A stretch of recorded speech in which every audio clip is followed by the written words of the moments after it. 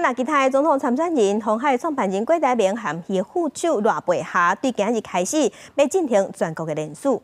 民进党的郭文哲伫昨昏伊是去台东走行程，嘛成立后援会。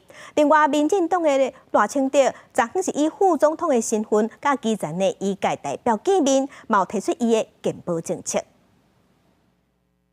那个来了才知道说今天还没有开始。对，我来了才知道，但。早10分前，支持者再去到郭台铭的台北联署总站要写资料，却是无多写。李中选会公告，2024正副总统选举被联署人名单总共10组，各自交100万块保证金申请登记。不过假办前一天也坦白讲，若是知影顺利整合，就袂送件，引发质疑。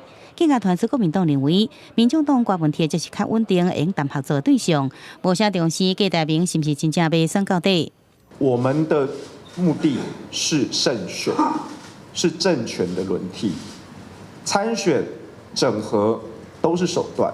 国民党有政党推荐的门票，这一张门票要不要坐下来跟在野阵营一起共享？我们会取得更多社会大众的支持。郭台铭办公室讲，郭台铭甲搭配副手赖佩霞无正当的包袱，有信心得到中间选民支持。同时，团队继续扩编，新增加一个发言人，请新闻台主播陈嘉怡。郭文哲18是到国民党提票选台东成立后援会，各界真关心国民党甲民众党合作的可能性。蓝白合谈得怎么样？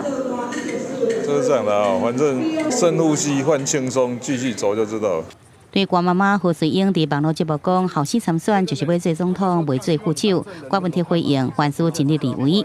民进党参选人赖清德是以副总统身份接见基层医界代表。这个健保走到今天，要在下一阶段能够永续发展，我们恐怕是要有一番来进行改善了。这个就是需要我们医界大家共同来讨论的。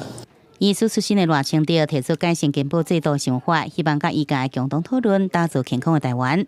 记者综合报道。